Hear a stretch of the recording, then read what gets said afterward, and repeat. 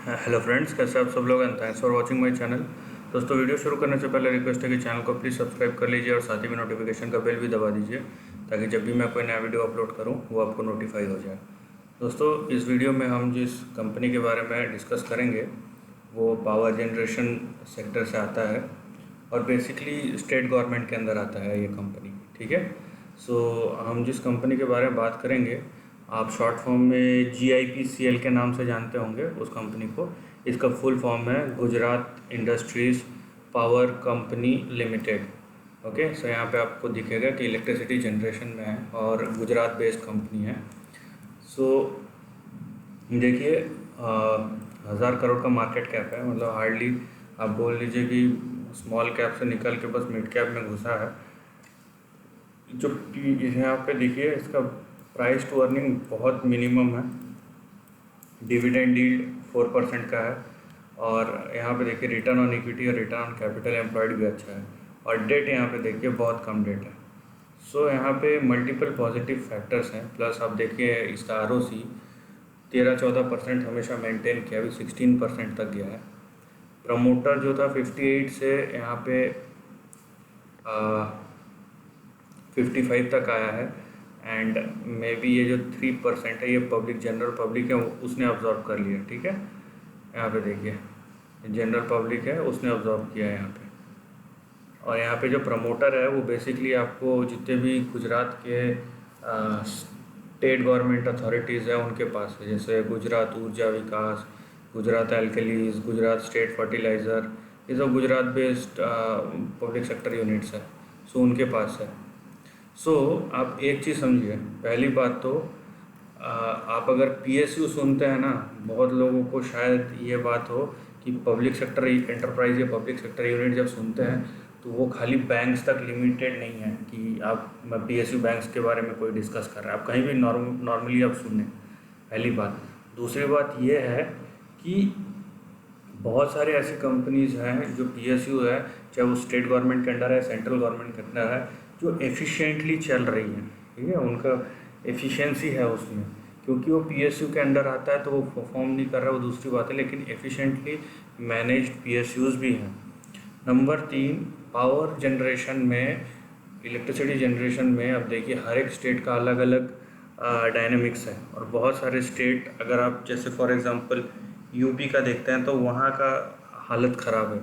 लेकिन अगर कंपैरेटिवली आप अगर इलेक्ट्रिसिटी जनरेशन में ही एक स्टेट से दूसरे स्टेट के पावर जनरेशन कंपनी जो लिस्टेड है उसको कंपेयर करेंगे तो उस हिसाब से आपको दिखता है कि 14-16% का ये return on equity, return on capital employed दे रहा है। प्लस आप देखिए इसका वैल्यूएशन कितना कम है। यहाँ पे आप अगर ये एक्सपेक्ट नहीं कर रहे हैं कि ये बहुत ज़्यादा बढ़ेगा, लेकिन इतना एक्सपेक्ट तो कर रहे हैं कि जिस टाइप के वैल्यूएशन पे आपको मिल रहा है उस टाइप के वैल्यूएशन में ये बहुत चीप है और ये कम से कम अपना वैल्यूएशन तक तो जाएगा। देखिए अभी इसका बुक वैल्यू है 170 का, अभी ये उससे भी नीचे ट्रेड कर रहा है, 66 के आसपास। तो मतलब ये आपको 1 टाइम के कितने नीचे होगा ये बुक वैल्यू आपका यहाँ पे। तो हम अभी चार्ट पे जाते हैं। यहाँ पे देखिए आप इसका चार्ट, ये कम्प्लीटली कंसोलिडेटिंग चार्ट है। यहाँ से ये 2001 है, 2001 से देखिए ये 2007 तक का जो बूम था, 1800% का रिटर्न दिया। उसके बाद ये पूरा कंसोलिडेटेड चार्ट है, यहाँ से ये पूरा कंसोलिडेशन रेंज है। ये रेंज को अगर हम देखेंगे, यहाँ पे देखिए ये रेंज शुरू होता है 2003 से, मतलब 17 साल हो गए हैं ये रेंज एग्जिस्ट कर रहा है।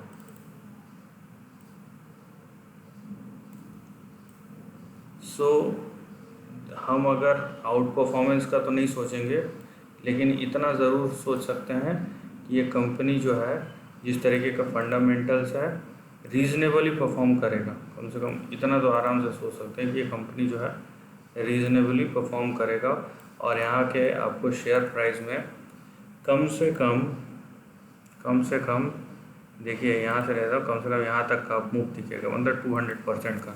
और ये सब जनरली 1 साल 2 साल के अंदर आ जाता है। तो 2 साल के अंदर भी अगर 200% आए तो आपका समझ लीजिए 1 रुपये 3 रुपये बन रहा है, तो भी बहुत है इनफैक्ट रिटर्न वाइज।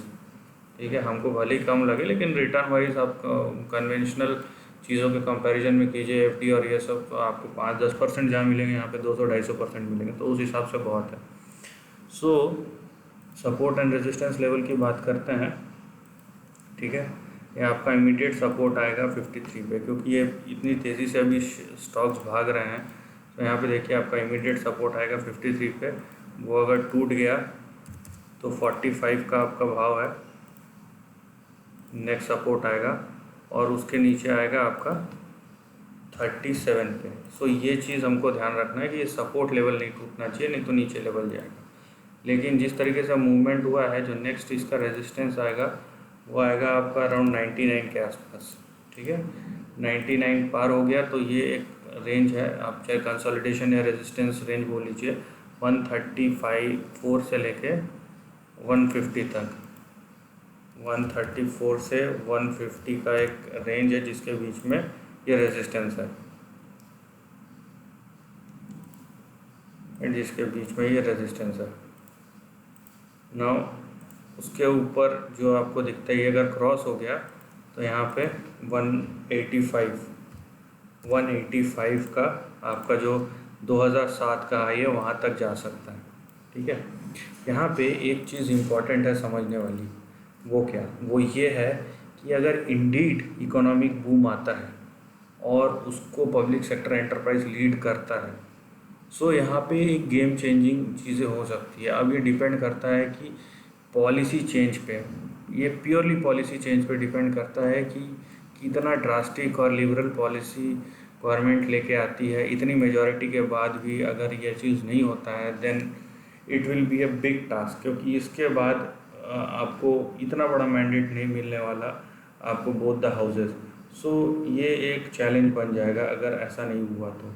और अगर ऐसा हुआ, कुछ अच्छा आपको देखने मिला, तो फिर आप समझिए कि ये जो स्टॉक्स है अभी इतने साल के कंसोलिडेशन से अगर निकलते हैं, 180 का कंसोलिडेशन से निकलते हैं, मैं खाली आपको एक चीज़ दे देता हूँ टेक्निकली। आप देखिए अगर ये कंसोलिडेशन 185 के ऊपर चले जाता है तो आपका नेक्स्ट जो टारगेट हो सकता है ना, यहाँ पे देखिए यहाँ से यहाँ का 1700% है।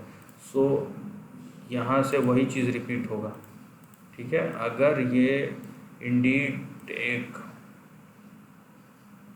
बहुत बड़ा होता है यहाँ पे कुछ, तो ये इसका टारगेट सीधा आप समझ लीजिए 3300 तक जा सकता है।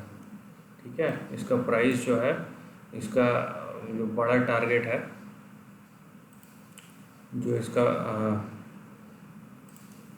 बड़ा टारगेट है वो यहाँ पे 3300 के आसपास है, तो वहाँ तक ये जा सकता है। ठीक है, यहाँ तक। लेकिन ये कब पॉसिबल है, जब आपको पॉलिसी एक्शन में चेंज दिखेगा। और मैं ऐसा क्यों बोल रहा हूँ इस कंपनी के लिए, मैं इसलिए बोल रहा हूँ क्योंकि इसके फंडामेंटल इतना कुछ होने के बाद भी रीज़नेबल है। ठीक है, तो जब ग्रोथ होगा तो जाहिर सी बात है इससे अच्छा ही परफॉर्म करेगा। लेकिन तब तक आप ओवर एक्साइटेड किसी भी तरीके से मत होइए। आपका जो एक ओवर ऑप्टिमिस्टिक टारगेट है वो 185 से ज़्यादा नहीं होना चाहिए, और आपका जो शेयर प्राइस है 53 के नीचे नहीं आना चाहिए। वो इस बीच में जो रेंज है उसी के अंदर जो होना है प्राइस एक्शन होगा। So this is the end of the video दोस्तों। वीडियो पसंद आए तो लाइक और शेयर कीजिए, थॉट्स कमेंट सेक्शन में लिख के बताइए, और ऐसे नए कंटेंट के लिए चैनल को प्लीज़ सब्सक्राइब कीजिए। Lastly, take care of your family and friends.